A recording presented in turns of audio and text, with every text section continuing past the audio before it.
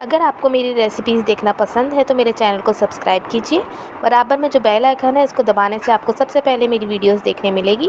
Videos अच्छी लगे Thums up दीजिए। अस्सलाम वालेकुम everyone, hope you all are doing well. So मैं बना रही हूँ रबड़ी फिरनी और इसको बनाना बहुत आसान है बट ये बहुत ज़्यादा टाइम टेकिंग है। तो देखते हैं इसको कैसे बनाया जाता है। मेरी ये जो कढ़ाई है ये जो है वो 2 किलो की है, तो उसमें अभी मैंने 2 किलो जो है वो दूध डाला है। एंड इसको बॉईल करूँगी अच्छे से मैं। जैसे जैसे ये बॉईल होता रहेगा इसकी जो मलाई आएगी वो जो है वो मैं साइड पे जो है वो लगाती रहूँगी इस तरह से। और इसी तरह हम करते रहेंगे, इतना कुक करेंगे कि हमारा दूध जो है वो तकरीबन जो है वो हाफ हो जाए। देन फिर आपको बताती हूँ कि क्या करना है। अभी मैंने ये सिर्फ 2 किलो दूध लिया है, इसके बाद इसके अंदर और दूध जो है वो ऐड करूँगी। तो फिर देखिएगा कैसे बनाते हैं। और आप जो है कोशिश कीजिएगा कि दूध को बार बार चेक करते रहें। दूध नीचे लग भी जाता है और अगर आप छोड़ के जाएंगे तो ऑब्वियसली उबल जाएगा। तो उसकी एक टिप है जो मैं आपको बताऊँ, उसके अंदर आप जो है लकड़ी का चम्मच जो है वो डाल के छोड़ दें और फिर आप बैठ के अपने दूसरे काम भी कर सकते हैं। उससे क्या होगा कि आपका दूध जो है वो बॉयल होके नीचे नहीं गिरेगा। और दूसरी चीज़ ये भी होगी कि हमारा दूध नीचे नहीं लगेगा। बट फिर भी आप ख्याल ज़रूर रखिएगा इस चीज़ का कि आपका दूध जो है वो नीचे ना लगे, बार बार चेक करते रहेगा। और जितनी भी ऊपर मलाई आएगी हम इस तरह से इसको साइड पे लगाते रहेंगे।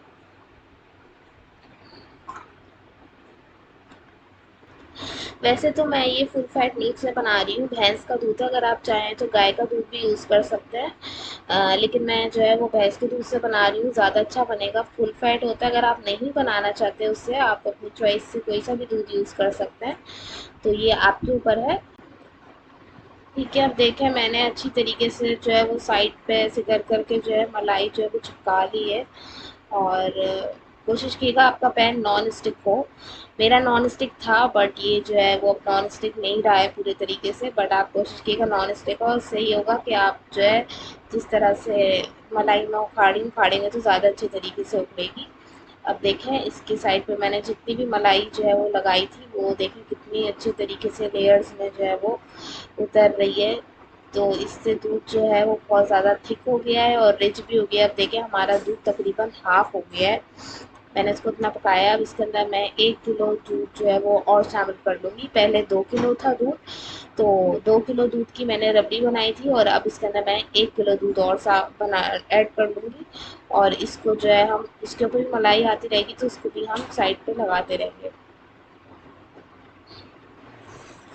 देखिए इसके साइड पे मैंने मलाई लगाई थी, अब वो मैं इसी तरह उखाड़ लूँगी जिस तरह मैंने पहले किया था, ताकि हमारा दूध जो है वो बहुत ज़्यादा थिक हो जाए। अब मैंने जो है वो चावल भिगो के रखे थे तकरीबन 1 कप। और मैंने चावल तकरीबन 3 से 4 घंटा भिगोए थे धो के अच्छी तरीके से। आप भी इतना ही भिगोएगा ताकि जो हमारा चावल अच्छी तरीके से हमारी खीर में यानी कि फिरनी में जो है वो मिल सके। अब देखें मैंने इसको थोड़ी देर जो है वो ढक के छोड़ दिया था ताकि चावल जो है इसमें अच्छे से बॉईल हो जाए। देखें चावल इसके अंदर अच्छे तरीके से बॉईल हो गए। और अब मैं इसको इतने अच्छे तरीके से पकाऊंगी ढक के कि जो है चावल बिल्कुल इसके अंदर मैश हो जाए। और मैंने जो है वो उसके अंदर लकड़ी का चम्मच छोड़ के ढक के छोड़ दिया था ताकि जो है हमारा जो फेनी है ना वो बॉइल्ड होके बाहर ना गिरे।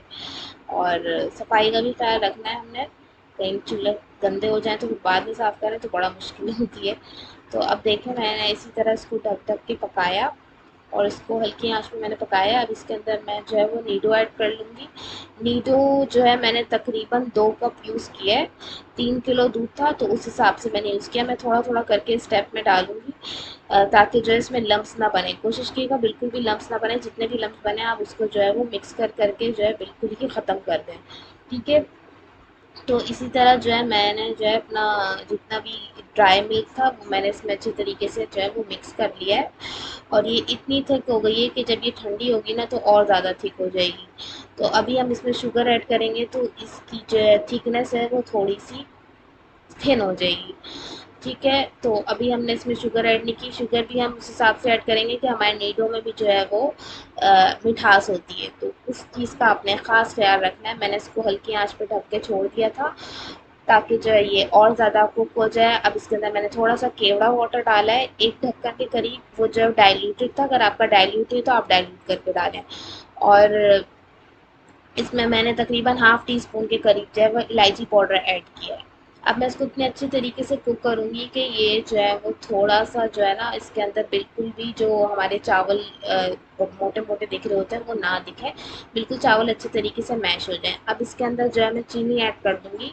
चीनी जो है वो मैंने तकरीबन इसके अंदर 14 टेबल स्पून ऐड किए हैं। मैंने कप के हिसाब से नहीं डाली है, मैं टेबल स्पून के हिसाब से डालती हूँ मीठे में ख़ासकर, ताकि जो है मेरी मेजरमेंट अच्छे तरीके से हो सके। और मैंने आपको चम्मच भी दिखा दिया कि मैंने कौन सा वाला यूज़ किया है। मैंने इसको ढक के जो है वो तकरीबन 5 मिनट छोड़ दिया था, ताकि जो हमारी चीनी इसमें अच्छे तरीके से मेल्ट हो जाए।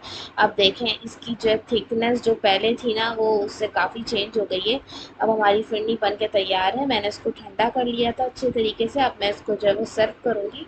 और माशाल्लाह बहुत अच्छी बनी थी। और जो मैंने पहले रबड़ी बनाई थी उससे ये फ़ायदा होगा कि हमारी जो फिरनी है ना वो बहुत ज़्यादा रिच बनेगी, और टेस्ट करेंगे तो ऐसा लगेगा आपने इसमें तो खोया ऐड किया है।